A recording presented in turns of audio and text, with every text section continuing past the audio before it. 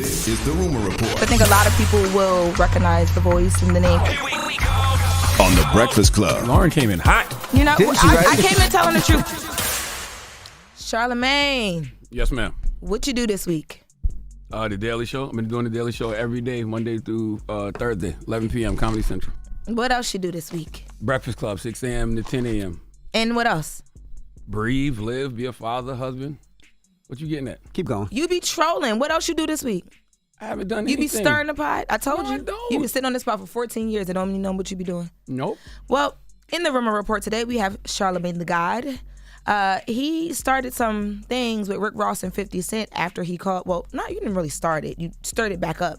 After he called 50 Cent a diabolical genius. Let's take a listen.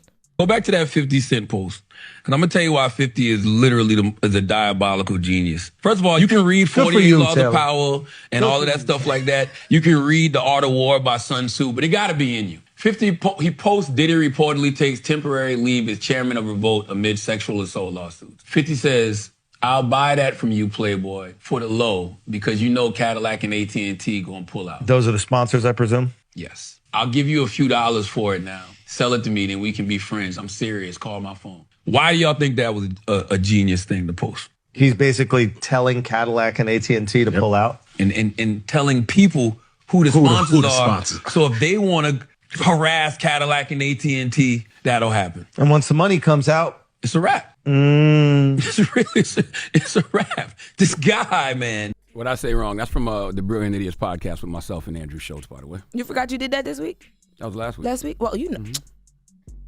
That was last week. You got to be specific. Oh, my God. Okay. What happened? Well, after that happened, Rick Ross decided that he wanted to respond to the diabolical genius title that you gave 50 Cent. Okay. Here's what Rick Ross had to say. And something else I seen that I thought was actually kind of cute. Charlamagne referred to 50 Cent as a diabolical genius. And me, thinking the way I think of Charlamagne, he would know better than that. A diabolical genius doesn't file foreclosure, doesn't file bankruptcy, It's not a diabolical genius. A diabolical genius for my next generation of young bosses. They buying Delta. They buying the Miami Heat. They making big boy moves. Cracking jokes on somebody don't make you diabolical. That ain't diabolical. Just having a little fun. Get to the money. Get money, make you diabolical. That's what make you diabolical, Charlamagne. Charlamagne. Well, I stand by what I said. 50 Cent is absolutely a diabolical genius. If you look up the word diabolical and the definition of diabolical genius, then you know that is exactly what 50 Cent is. Do you know what diabolical means, Lauren? No, not by definition. Very evil, but often intelligent. I agree that's 50. That's right. You standing on business in here. What shoes you got on? My flip-flops. But most cancers are that. You know what I'm saying? We're very sweet, very loving, and we care about our people, but we do hate as hard as we love. So leave us alone. But, right. Your point was that he's doing things and moving business, culture, and all that stuff, and it goes over people's heads. Absolutely. Now I will say, too, Rick Ross is a mastermind as well. He's a master marketer. And you know why? Because every video he posts, he's promoting something. So even in that video, he's promoting Bel Air. And 50 does that too, by the way. Because if you're going to go viral, add some value to it. So I respect both those brothers. They all have different levels of genius. And I wish everybody could just play nice. That's what I wish. He called you kind of cute. He did not. That's not what he said. He said what you said was kind of cute. Yes, he ain't called me kind of cute. He said what I said was kind of cute. Knock it off. You see what I'm saying? And I'm not cute. I'm handsome. There's a difference.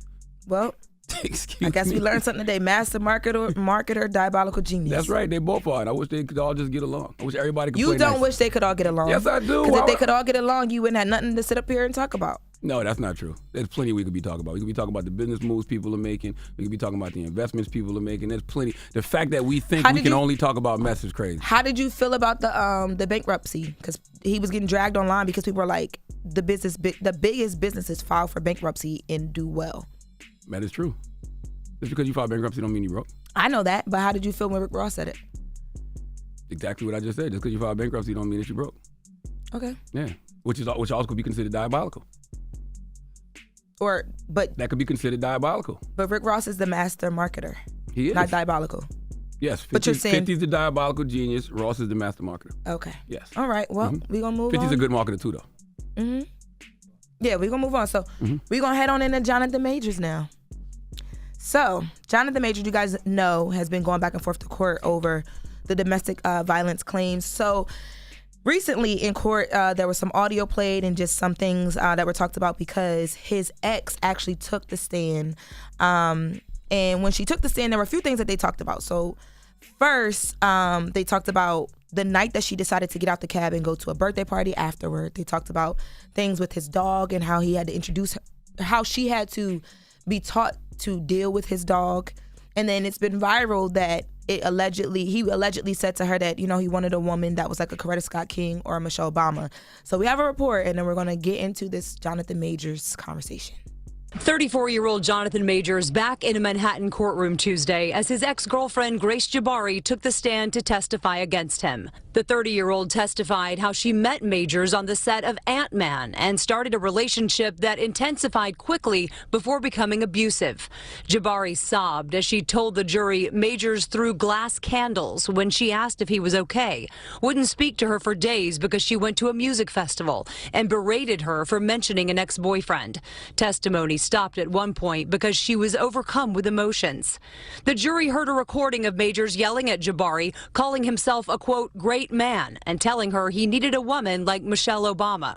Prosecutors say Jabari's testimony paints a picture of systemic abuse by Majors that culminated with the events of March 25th, 2023 in Chelsea.